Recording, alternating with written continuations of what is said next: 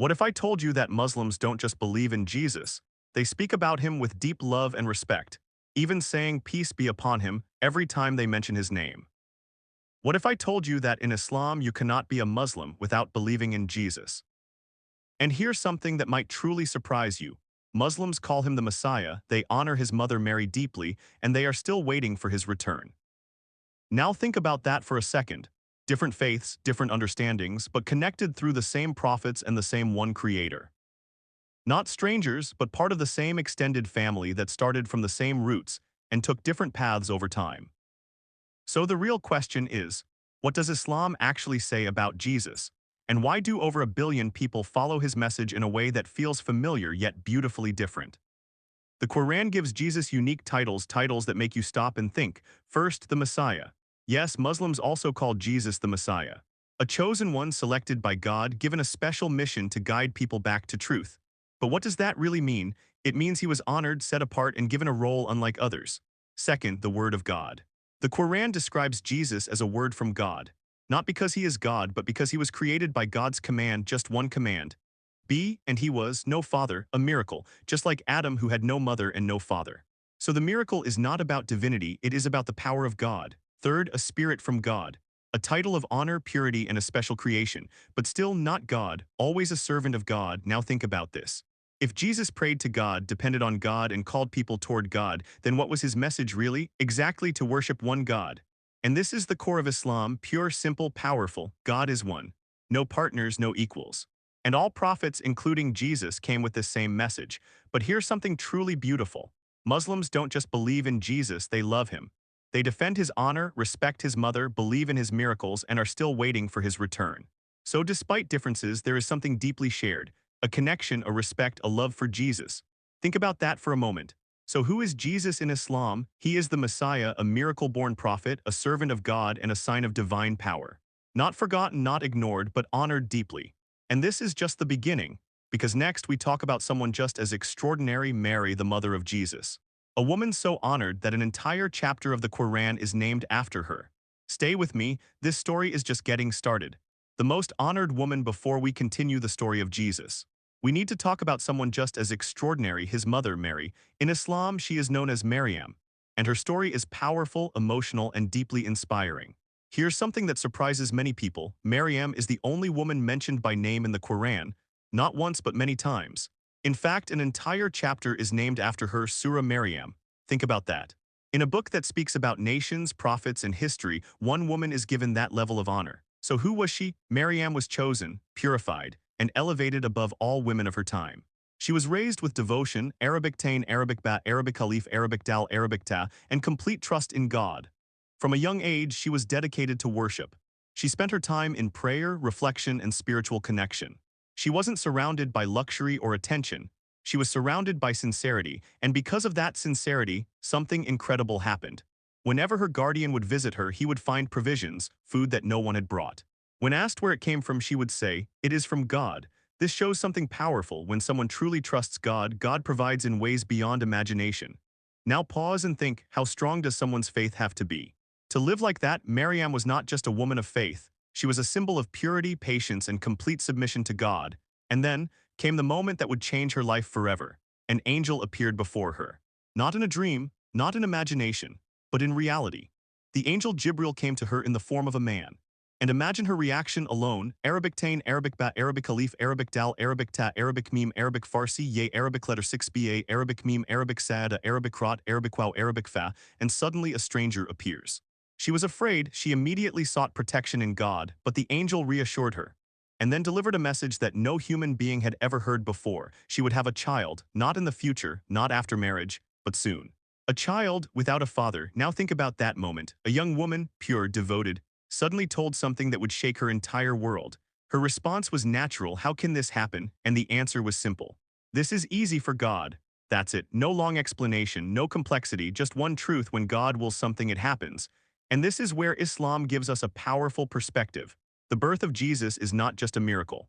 It is a sign of God's power, because just like Adam was created without parents, Jesus was created without a father. Different creation, same creator. Now imagine what Maryam had to go through after this. Society, people.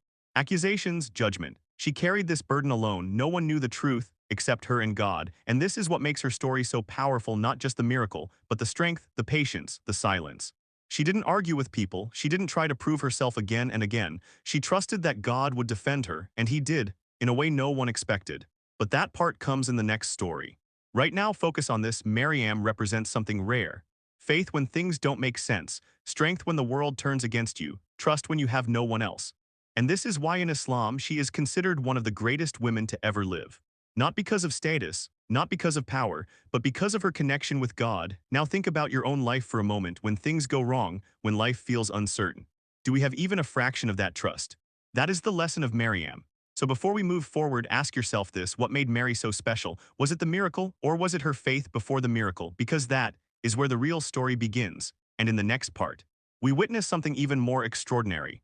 A baby, speaking, defending his mother, and declaring his mission from the cradle. Stay with me, because the story of Jesus is about to take a powerful turn. The miraculous birth of Jesus. Now the story reaches a moment that is both deeply emotional and truly miraculous: the birth of Jesus. Maryam has just received the message, a child without a father.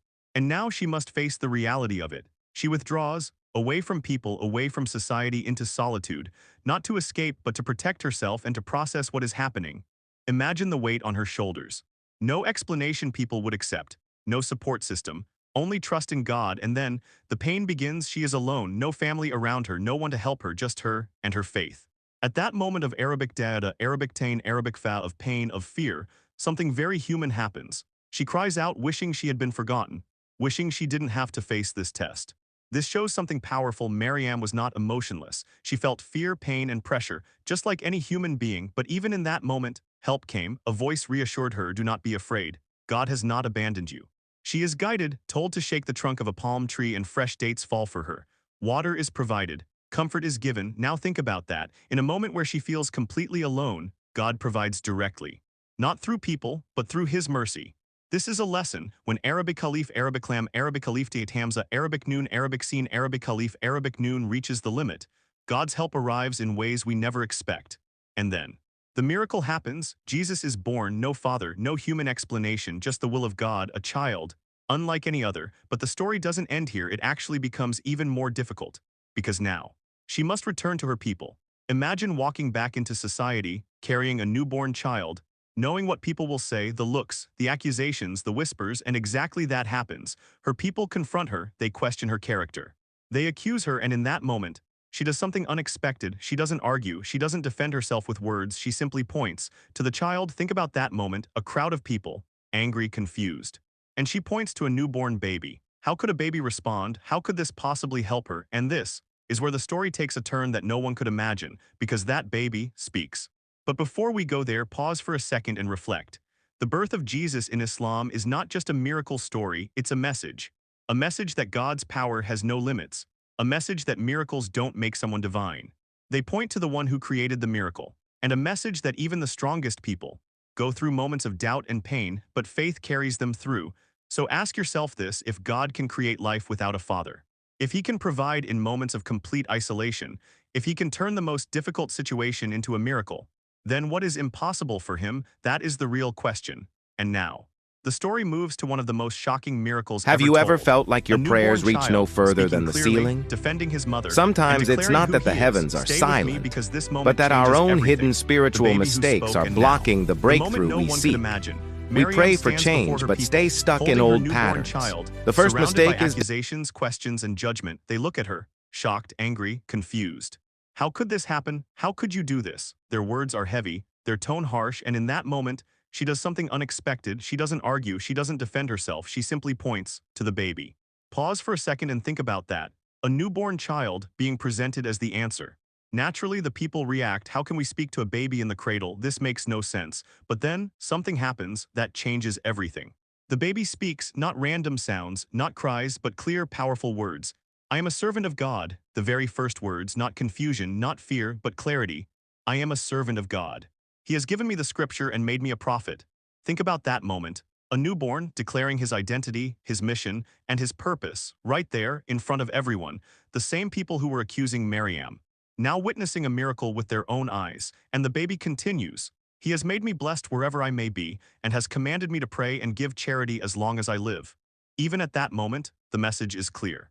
Worship God, live righteously, stay connected to your Creator, and then something deeply emotional. And he has made me dutiful to my mother, Subhan Allah. At the very moment his mother is being accused, he defends her. Not directly by arguing, but by showing his truth, by showing that he is no ordinary child. And then he says, "Peace is on me the day I was born, the day I die, and the day I am raised again." These are not the words of an ordinary human being. This is a miracle, a sign, a message. Now pause and reflect. Why would this miracle happen? Why would a baby speak, not just to amaze people, but to protect honor, to defend truth, to show that God's plan is always greater than human judgment? Maryam didn't need to defend herself, because God defended her in a way no one could deny, and this teaches something powerful. Sometimes, silence is stronger than arguments. Sometimes, trust in God brings answers in ways we cannot imagine. Now think about our own lives when we are misunderstood, when people judge us, when we feel alone. Do we react immediately or do we trust? That truth will come out. Maryam trusted, and God responded with a miracle. And what about Jesus? From the very first moment, his message was clear: I am a servant of God, not the Son of God, but a servant. Chosen, honored, and sent with a mission. This moment sets the foundation for everything that comes next, because his life, his miracles, his message, all begin with this truth: a servant of God. And now the story moves forward. From a speaking infant, to a man performing miracles that leave people in awe, healing the blind, curing the sick, even bringing the dead back to life, all by the permission of God. Stay with me, because what comes next is even more powerful. Miracles of Jesus, signs of divine power. Now the story moves forward, from a baby who spoke in the cradle, to a man whose life becomes a series of extraordinary miracles. But here's the key you must hold onto from the very beginning: every miracle of Jesus happened by the permission of God, not by his own power, but as a sign of God's power. This changes everything. Because the focus is not just the miracle, but the one behind the miracle. Now imagine living in a time where people are suffering from illness, blindness, disease, and suddenly, a man appears, not with weapons, not with wealth, but with something far more powerful: mercy. Jesus begins to heal people, the blind, those who had never seen light in their entire lives. With God's permission, they begin to see. Think about that moment: darkness for years. And then suddenly, vision. What would that feel like then? Those suffering from leprosy, a disease that isolates people, pushes them away from society. Jesus touches them, and by God's will, they are healed, not just physically, but socially, emotionally. Their lives are restored. But the miracles don't stop there. They go even further, to a level that leaves people completely stunned. Jesus brings the dead back to life. Pause for a second. This is not just healing. This is life, returning, by the permission of God. Now ask yourself honestly, if you witness something like this, what would you think? Would you see the man, or the power behind the man? And that's the real test. Because miracles can either guide people or confuse them, depending on how they are understood. Now here's another powerful moment. Jesus shapes a bird out of clay, just clay, lifeless, still, and then he breathes into it. And by God's permission, it becomes alive and flies away. Imagine standing there, watching this happen: clay turning into life, movement from stillness again. Not his power, but God showing what he is capable of. And every time, every miracle, there is a reminder: by the permission of God.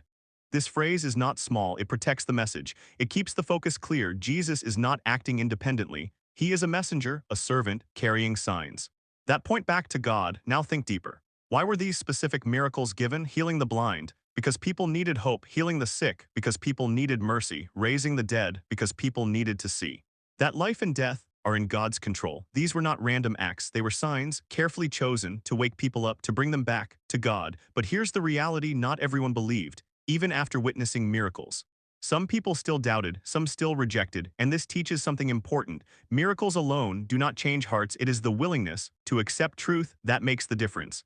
Now pause and reflect on this. In our lives today, we may not see miracles like these, but signs are still around us, in nature, in life, in moments we cannot explain. The question is, do we notice them or do we ignore them? Because the purpose remains the same: to guide us back to the one who created everything. And this was the mission of Jesus: not to draw attention to himself, but to lead people to God. And as his message spreads, he gathers followers, people who believe, people who trust, people who stand by him. And this leads us to the next powerful moment in his story: a request from his closest companions, a miracle from the heavens itself. A table sent down from above. Stay with me, because what comes next is not just a miracle, it is a test of faith. The table from heaven, a test of faith. As the message of Jesus spreads, more people begin to believe. To follow, to trust him. Among them are his closest companions, his disciples, people who saw his character, his honesty, his miracles. They believed, but like all human beings, they wanted reassurance. They wanted something that would strengthen their hearts even more, so they made a request, not a small one. They asked Jesus for a miracle from the heavens, a table filled with food sent down directly from God. Now pause and think about that. This is not just about hunger. This is about certainty. About Arabic Khalif, Arabic Farsi, Ye, Arabic Meme, Arabic Khalif, Arabic Noon becoming stronger. Jesus responds carefully. He reminds them, be mindful of God. If you truly believe, because asking for a sign is not something light, it comes with responsibility, but they insist. They say we want to eat from it, and let our hearts be at peace, and know with certainty that you have spoken the truth. So Jesus prays, he turns to God, and asks, send down to us a table from the heavens, so it may be a celebration for us and a sign from you. And then the response comes, God accepts. But with a warning, a powerful warning, that whoever disbelieves after this will face a consequence like no other. Think about that. When truth becomes that clear, rejecting it is no longer simple ignorance. It becomes a choice. And the table is sent, a miracle from the heavens, provision directly from God, a moment of awe, of gratitude, of realization. But this story is not just about a miracle. It is about something deeper. It is about how human beings search for certainty, how we want signs, even when signs are already around us. Now pause for a second and reflect honestly. How many signs are already in our lives that we don't notice? How many times has God helped us and we didn't even realize it? This story is a reminder. Faith is not just about seeing miracles. It is about recognizing truth even before the miracle comes. And here is something beautiful, something that connects hearts. Muslims believe in Jesus. They respect him. They love him. They follow his message of worshiping one God, and they believe that the God of Jesus is the same God they worship. The God of Abraham, the God of Moses. One God, the creator of everything. So despite differences, there is a connection, a shared belief, a shared love, a shared Arabic Khalif, Arabic Het, Arabic Tat, Arabic Rot, Arabic Khalif, Arabic Meme for Jesus. And this is where bridges can be built, not through arguments, but through understanding, through respect, through truth. Now think about this. What if instead of focusing on differences, we tried to understand each other better? What kind of world would that create? That's the message behind this story, not just a table from the heavens, but a reminder that guidance is already in front of us if we are willing to see it. And now, the story takes a serious turn because not everyone accepted the truth, and a major event is about to unfold, one that is discussed across religions, the question of the crucifixion. What really happened? Stay with me, because the next part will challenge what many people think they know. If you're finding this series meaningful, make sure to subscribe, and if you want more content like this, tell me in the comments. I'd love to hear your thoughts. And your questions. The crucifixion, what really happened? Now the story reaches one of the most discussed and most sensitive moments in history, the question of the crucifixion, what really happened to Jesus across the world. This event is understood in different ways, but in Islam, the message is clear, direct, and Arabic Meme, Arabic Het, Arabic Fat, Arabic Wow, Arabic Thought. The Quran tells us they did not kill him, nor did they crucify him, but it was made to appear so to them. Pause for a moment and think about that. A moment believed by many to be the end, in Islam, is not the end at all. It is something else entirely. Islam teaches that Jesus was not killed. He was not defeated. He was not abandoned. Instead, God raised him up, honored him, protected him, saved him from those who plotted against him. Now reflect on this deeply. Would God abandon one of his greatest prophets? After a life of truth, miracles, and Arabic Dal, Arabic Tain, Arabic Wow, Arabic Tat toward him, or would he protect him and raise his status even higher? In Islam, the answer is clear. Jesus was raised alive, not in defeat, but in honor, and this changes the entire perspective, because this is not a story of loss. It is a story of divine protection. Now you might ask, if he was not crucified, then what did people see? The Quran tells us it was made to appear so to them, meaning what they thought happened was not the reality. The full details are not explained in depth, and this itself is wisdom, because the focus is not on speculation, but on the message. The truth remains: Jesus was not killed. He was raised by God, and he is alive. Now pause and reflect on the honor in that, a prophet so beloved that God protected him from humiliation and raised him to the heavens. This is not a small thing. This is a sign of his importance, of his purity, of his role in God's plan, and it also connects directly to what is coming next, because in Islam, Jesus does not just belong to the past. He is part of the future. He will return not symbolically, but truly, and when he returns, he will stand for truth, justice, and the worship of one God. Now think about this for a moment. A man who was not killed, a prophet who was raised alive, and a figure who will return again. What does that tell you about his status? This is not ordinary. This is divine planning beyond human understanding. And here is something important to understand with respect. Muslims and Christians may differ in how they understand this event, but Muslims still respect Jesus deeply. They still believe in him, they still honor his message, and they believe that the God of Jesus is the same one God they worship. So even in difference, there can be respect, there can be dialogue, there can be understanding. Now ask yourself honestly, is truth always what we assume? Or is it something we need to seek? With an open heart, because this part of the story invites reflection, not argument, but sincere thinking. And now, the story moves towards something even more powerful, a prophecy, a promise. A return that will change the world, Jesus, coming back. Stay with me, because the next part is one of the most powerful parts of this entire story. If you're learning something new, make sure to subscribe. And if you want me to continue this series, tell me in the comments. Your support keeps this going. The return of Jesus, a promise yet to come. Now the story moves from the past to the future, because in Islam, Jesus is not just someone who came and left. He is someone who will return, yes, return again to this world, not symbolically, not spiritually, but truly, a real return. Now think about that, a man born miraculously, who performed miracles, who was raised by God, and will come back again. This is not an ordinary story. This is part of a divine plan in Islamic teachings. Before the end of time, the world will face chaos, confusion, Arabic thought, Arabic clam, Arabic meme, deception, and one of the biggest trials will appear the Dajjal, a figure of deception, who will mislead people, who will blur the line between truth and falsehood. At that time, Jesus will return. As a sign of truth, as a leader of justice, as someone who will restore clarity. Now understand this clearly: when Jesus returns, he will not come with a new message, he will not call people to himself, he will call people to the worship of one God. The same message he always brought, pure monotheism, clear, simple, powerful. He will stand against deception, he will defeat falsehood, and truth will become clear again. Now imagine that moment. A world in confusion, and then clarity, a world divided, and then justice. This is why his return is so important in Islam. It is not just an event, it is hope. Hope that no matter how confusing things become, truth will always return. Now pause and reflect. If Jesus himself returns and calls people to worship one God, then what does that tell us about his message? It tells us that his mission never changed from the beginning to the end. And here is something that builds a bridge between hearts. Muslims love Jesus, they believe in his return, they respect him deeply, and they believe that the God he worshipped is the same one God they worship today, the creator of everything. So even with differences, there is a connection, a shared respect, a shared belief in his greatness, and a shared hope for truth and justice. Now think about this question: if Jesus returns, will we recognize his message? Or will we still be confused? That is something worth thinking about, because this story is not just history, it is guidance. And now, there is one final piece left, a message that connects everything together, a message about unity, understanding, and building bridges between people. Stay with me, because the final part brings it all together. If you're still watching, subscribe, want more, comment, let's continue. The prophecy of the final messenger. Now we come to a powerful and often overlooked part of the story, a message given by Jesus himself about what comes after him, because in Islam, the mission of prophets is not separate. It is one continuous message, one chain, one truth, from Adam to Noah to Abraham to Moses to Jesus, and then the final messenger. Now listen carefully to this. The Quran tells us that Jesus spoke to his people and said, "I am the messenger of God to you, confirming what came before me and giving glad news of a messenger who will come after me, whose name will be Ahmed." Pause and think about that. Jesus not only calling people to God, but also preparing them for what comes next. A messenger after him. Now reflect deeply. Why would a prophet announce another prophet? Because the message is not changing, it is continuing.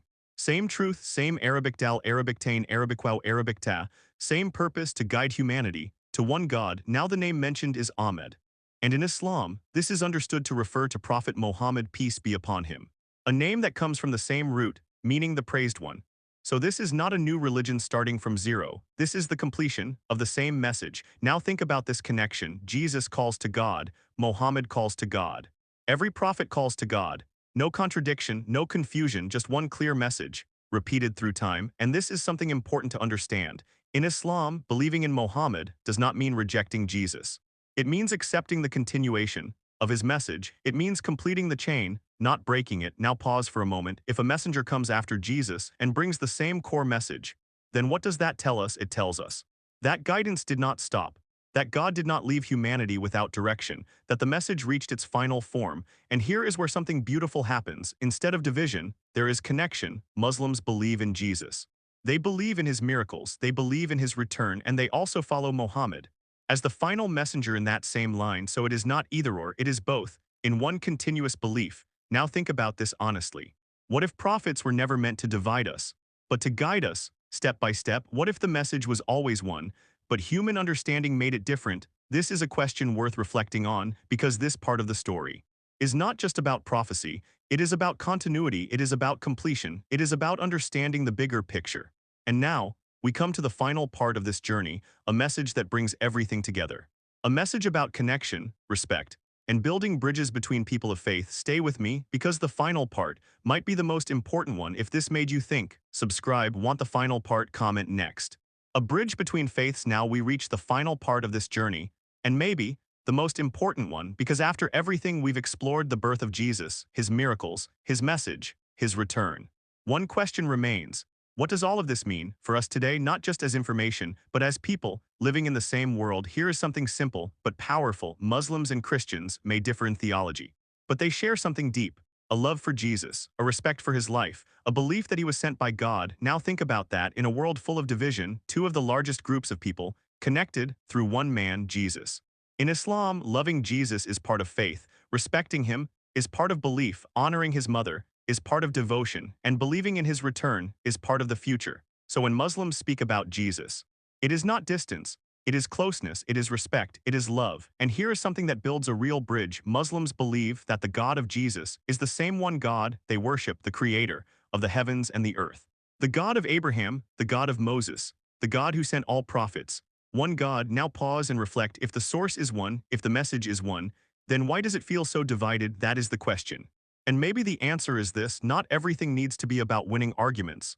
Sometimes, it's about understanding, about listening, about seeing the humanity in each other, because at the end of the day, faith is not just about information. It is about sincerity, it is about seeking truth, it is about connection with God, and this is what Jesus taught: humility, compassion, devotion, turning back to God. These are not different values.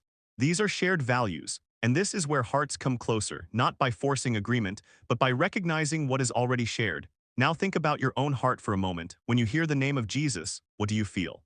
Respect, love, curiosity. That feeling, that connection, is where the journey begins, because the goal is not just to learn about Jesus. It is to understand his message, and to let that message bring us closer to the one who created us all, closer to truth, closer to each other. This is the bridge, and it is already there. We just have to walk across it. If you made it this far, subscribe. If you want more like this, comment. Let's keep learning together. Final reflection: truth, peace, and the path forward. Now take a step back and look at the full picture. We started with Jesus, his miraculous birth, his message, his miracles, his honor in Islam, his return, and now we arrive at the most important question: what does all of this mean for you, not just as knowledge, but as truth? Because at the end of the day, this is not just a story, this is guidance. Now understand something clearly. Islam teaches that there is only one God, the same God worshipped by Abraham, by Moses, by Jesus, not a new God, the same God, the creator of everything. And Islam calls people to something simple, clear, powerful: worship him alone, without partners, without confusion, without complexity. This is the core message, and this is why Islam is called a religion of peace, because peace comes when a person connects directly with their creator, without barriers, without intermediaries. Now think about this deeply. What did Jesus call people to? Was it himself or was it God? Reflect honestly, because that question changes everything. And here's something important. Islam does not ask you to reject Jesus, it asks you to understand him correctly, to honor him as a Arabic Caliph, Arabic Lamb, Arabic Tain, Arabic Thought, Arabic Yet, Arabic Meme Prophet, as the Messiah, as a servant of God, and to follow the message that all prophets brought: one God, one truth, one path. Now pause and ask yourself, if this message is so simple, so consistent, so clear, then why haven't I explored it deeply? What is stopping me? Is it information? Is it assumptions? Or is it just something I never thought about seriously? These are honest questions, and they deserve honest answers, because truth is not afraid of questions. It invites them. Now think about your journey. Every Arabic Caliph, Arabic Noon, Arabic Scene, Arabic Caliph, Arabic Noon is searching for purpose, for meaning, for truth, and maybe this is your moment to explore, not blindly, but sincerely. Open the Quran, read, reflect, ask, because guidance is for those who seek it. And here's something to remember: this is not about pressure. this is not about forcing belief. This is about inviting you to think, to reflect, to discover, because at the end, your journey is your choice, but don't let that choice be based on assumptions. Let it be based on understanding, on truth, on sincerity. Now, one final question: if the truth was right in front of you, would you recognize it or would you scroll past it? Think about that, because moments like this don't come again and again. Sometimes one idea, one video, one reflection can change everything. If this made you think even a little, subscribe now, because what's coming next is something powerful. I'm going to share ideas, truths, and perspectives that many people have never heard before. So don't miss it, subscribe, and tell me in the comments, what kind of videos do you want next? More about Jesus, more about Islam, or deep comparisons that open your mind? Write it below, and I'll create it for you. Let's continue this journey together.